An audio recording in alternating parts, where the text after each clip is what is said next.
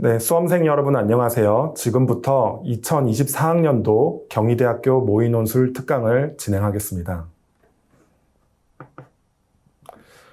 경희대학교 2024학년도 모의논술 사회계 문제의 유형은 예년과 비슷하게 출제가 되었는데 논제 1, 논제 2, 논제 3으로 3개의 논제로 구성되어 있습니다. 그래서 오늘 특강에서는 각 논제별로 출제 개요와 답안지 작성 요령 그리고 예시 답안을 설명드리도록 하겠습니다. 우선 2024학년도 사회계 모의논술 논제에는 앞서 말씀드린 대로 3개의 논제로 구성되어 있고 논제의 유형은 예년과 유사하게 출제되었습니다. 첫 번째 논제는 제시문을 유사한 관점을 가진 것끼리 분류하고 요약하는 문제였습니다. 두 번째 논제, 논제 2는 논제 1의 두 관점 중에서 본인이 지지하는 관점을 선택을 하고 그리고 그 선택한 이유를 서술하고 그 관점에서 다른 3개의 제시문을 평가하는 그런 문제였습니다.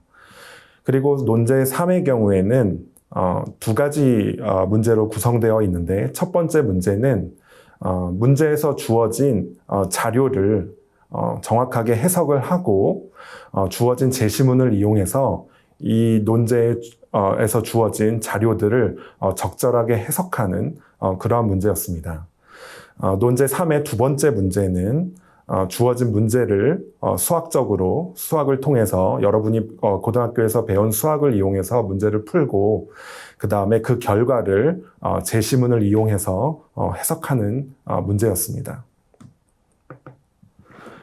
이번 사회계 모의논술의 경우에는 교과서와 교과서 외의 자료들을 통해서 제시문을 구성을 했는데 여러분이 이 화면에서 보시면 아실 수 있으시다시피 교과서와 교과서 외의 책과 논문 그리고 신문 기사에서 골고루 출제되었습니다. 그래서 여러분들이 고등학교에서 적절하게 문학이나 그리고 비문학 지문들을 읽는 연습을 하셨다면 여기에 제시된 지문들을 해석하시고 이해하는 데 큰 어려움이 없으셨을 것이라고 생각을 합니다. 그러면 논제 1부터 출제 개요와 답안지 작성 요령 그리고 예시 답안을 함께 살펴보도록 하겠습니다. 논제 1은 2024학년도 사회계 모의논술의 경우에 핵심적인 주제는 행복을 이해하는 데 있어서 물질 중심적인 관점에서 행복을 바라보는 것과 그리고 비물질 중심적인 관점에서 행복을 바라보는 이 두 관점이 대비되고 있다고 할 수 있습니다. 그래서 행복과 물질의 관계에 대해서 두 가지 대비되는 관점이 있고 각각의 관점에서 서술된 제시문들이 주어져 있는데 여러분들이 이러한 핵심적인 주제를 파악을 하고 그 다음에 제시문을 분류하고 각 제시문을 요약할 수 있으면 논제 1에 대해서 답을 하실 수 있으셨을 것이라고 생각을 합니다. 그래서 방금 말씀드렸지만 행복을 바라보는 관점 중에서 물질 중심적인 관점이 있었고 그것을 그 물질 중심적인 관점을 가지고 있는 제시문은 제시문 가와 다와 마였습니다. 그리고 행복을 바라보는 관점 중에서 비물질 중심적인 관점을 가진 그런 제시문들이 있었는데 그것에 해당하는 제시문들은 나라, 바가 이에 했다라고 말씀드리겠습니다. 그래서 주어진 제시문을 이렇게 행복을 바라보는 관점에 대해서 물질 중심적인 관점과 그 다음에 비물질 중심적인 관점이라고 하는 것을 이 두 가지 관점으로 분류를 하고 각 제시문의 핵심 내용을 분량에 맞게 요약하고 서술하면 답안을 작성하실 수 있습니다. 그래서 예시 답안을 한번 같이 살펴보도록 하겠습니다. 그래서 첫 번째 문단의 경우에는 분류 기준을 서술하는 문단이고 이 분류 기준에 따라서 제시문을 적절하게 분류를 하는 문단이라고 말씀드릴 수 있겠습니다. 그래서 한번 같이 읽어보면 제시문 가와 반은, 가에서 반은 행복을 바라보는 관점 중 물질 중심적 관점과 비물질 중심적 관점을 보여주고 있다. 가, 다, 만은 물질 중심적 관점에 해당하고 나라, 반은 비물질 중심적 관점에 해당한다. 이렇게 서술하실 수 있으실 것입니다. 그래서 이제 두 번째 문단은 물질 중심적 관점을 보여주고 있는 제시문들을 간결하고 명료하게 요약하는 문단이라고 말씀드리겠습니다. 그래서 두 번째 문단의 경우에는 제시문 가에 대해서는 개인의 행복을 위해 경제적 이익과 효용 극대화를 추구하는 것이 자유주의 사상의 핵심임을 설명하고 있다. 이렇게 요약을 할 수가 있고요. 제시문 다는 다른 나라와 비교할 때 한국인이 삶의 의미를 결정하는 가장 중요한 요소로 물질적 풍요를 꼽은 유일한 나라임을 보여주고 있다. 이렇게 요약을 할 수가 있고, 만은 실업이라는 경제적 불운이 사람들의 삶의 만족도와 행복을 떨어뜨리는 중요한 요인임을 경제적 수치를 들어 설명하고 있다. 이렇게 요약을 하실 수 있으실 것입니다. 그 다음에 다음 문단의 경우에는 비물질적 관점을 드러내고 있는 제시문 나라 바를 각각 요약한 문장을 담고 있는 문단이라고 할 수 있습니다. 제시문 나는 행복의 가장 중요한 요소는 타인과의 좋은 관계이며 타인에게 친절과 배려를 베풀 때 사람들은 행복해진다고 말한다. 이렇게 요약할 수가 있고, 제시문 라는 에피쿠로스 학파의 행복론을 설명하고 있는데 참된 행복은 정신적인 안정과 절제되고 소박한 삶을 추구할 때 얻을 수 있음을 강조한다. 이렇게 요약할 수 있습니다. 그다음 제시문 반은 진정한 행복은 물질적 풍요가 아니라 가족 간의 따뜻한 관계에서 우러남을 주장하고 있다. 이렇게 요약하실 수 있습니다. 그래서 이렇게 세 개의 문단으로 구성이 되어 있고, 첫 번째 문단은 분류 기준을 분명하게 제시하고, 그 다음에 이 분류 기준에 따라서 6개의 제시문을 적절하게 분류를 한 문단이고, 두 번째 문단은 물질 중심적 관점에 해당하는 제시문들을 간결하고 명료하게 요약한 문단, 그리고 마지막 문단은 비물질 중심적 관점을 담고 있는 제시문들을 마찬가지로 짧게 요약한 문장들을 담고 있는 문단이라고 할 수 있습니다. 다음으로 논제 2의 출제 기호 및 답안지 작성 요령을 설명드리겠습니다. 논제 2는 행복에 관한 두 가지 관점, 앞서 말씀드린 물질 중심적 관점과 비물질 중심적 관점 중에서 여러분이 지지하는 관점을 하나를 선택하고 그 관점을 지지하는 이유를 서술한 후 이를 바탕으로 제시문 4아자를 비판적으로 평가하도록 요구하고 있는 문제라고 할 수 있습니다. 그럼 제시문 4아자는 각각 첫 번째 제시문 4는 문학 작품에서 가져온 제시문인데, 화자가 1년에 한 번씩 귀향해 도시와 현대화하는 고향의 낯선 모습을 보면서 느끼는 쓸쓸함과 안타까움을 묘사하고 있습니다. 따라서 그 물질을 중시하는 가다마의 관점과 대비된다라고 할 수 있습니다.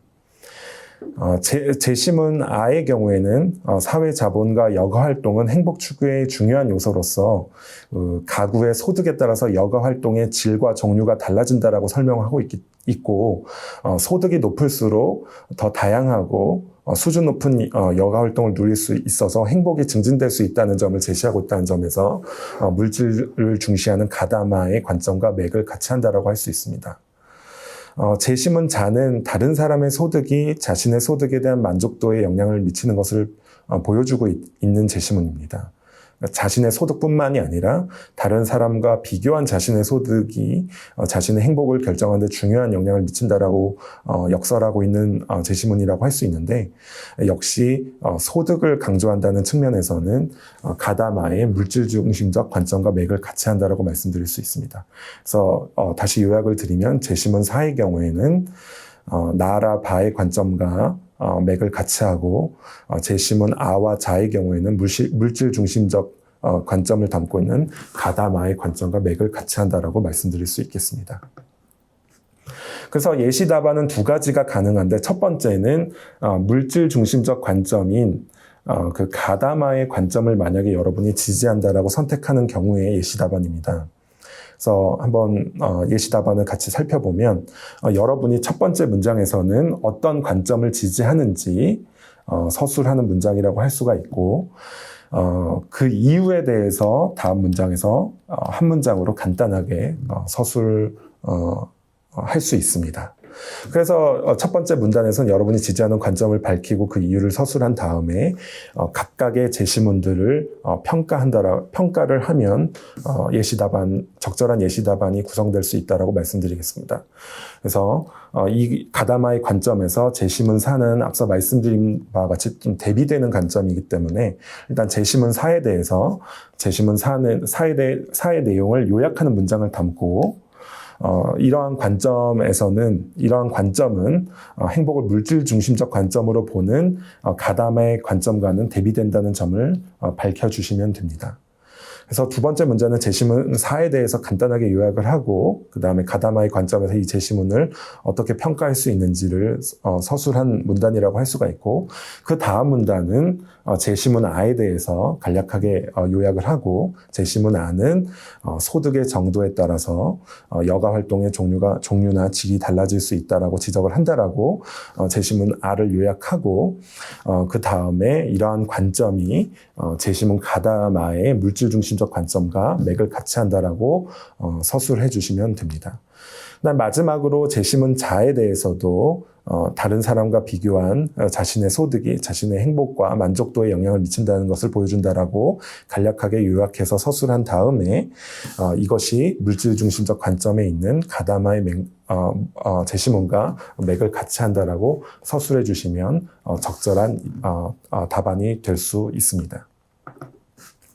다음으로 논제 2에 대해서 나라바의 관점, 비물질 중심적 관점을 지지하는 경우에 대해서 예시 답안을 살펴보도록 하겠습니다. 앞서와 마찬가지로 여러분이 어떤 관점을 지지하는지 이 경우에는 나라바의 비물질 중심적 관점을 지지한다라고 첫 번째 문장에서 밝혀주시고 그 다음에 이유를 서술해 주시면 됩니다. 그래서 이 경우에는 행복은 물질적인 풍요를 누릴 때보다 주변의 친구들과 우정을 나누고 다른 사람들과 친절과 사랑을 베풀 때 충족될 수 있기 때문에 물질적인 풍요보다는 이런 사람들과의 좋은 관계, 이러한 비물질적인 요인이 행복의 중요한 구성 요인이다. 중요한 요인이 된다라는 것을 이유로 밝혀주셨습니다. 여러분이 생각하는 다른 적절한 이유를 제시를 하시면 그것도 적절한 답이 될 수 있습니다.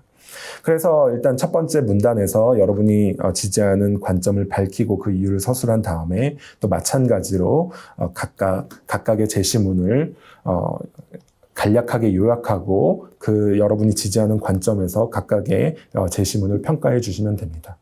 제시문 4의 경우에는 앞서 말씀드린 바와 같이 도시화되고 경제가 성장하고 발전하고 그 지역이 현대화했지만 거기서 느끼는 쓸쓸함과 안타까움이 묘사되어 있기 때문에 이것은 비물질적인 측면을 중시하는 제시문 나라바의 관점과 맥을 같이 한다라고 여러분이 두 번째 문단을 구성하실 수 있습니다. 그 다음으로 제시문 R은 여가 활동이 소득에 따라서 달라지고 그 질적인 차이도 발생한다라는 것을 서술하고 있기 때문에 물질 중심적인 관점이고 그런 점에서 여러분이 이번 답안에서 제시하신 나라바의 관점과 여러분이 지지하는 그 관점과 대비된다라고 말씀을 드릴 수 있습니다.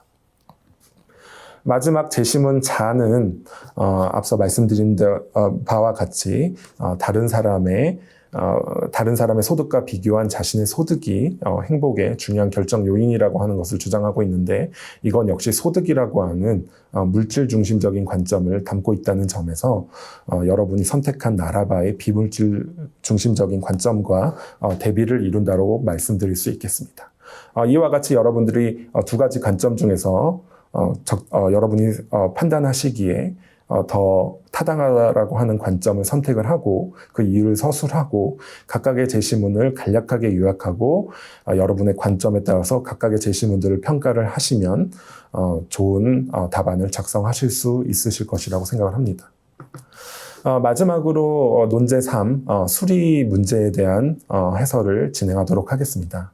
그래서 논제 3에서는 첫 번째 파트는 그 문제에서 주어진 자료, 여기에서는 그래프가 제시되어 있는데 그래프를 정확하게 해석하고 제시문을 이용해서 그래프에 나타난 사실들을 논리적으로 해석할 수 있는지 여부를 평가하고자 했습니다.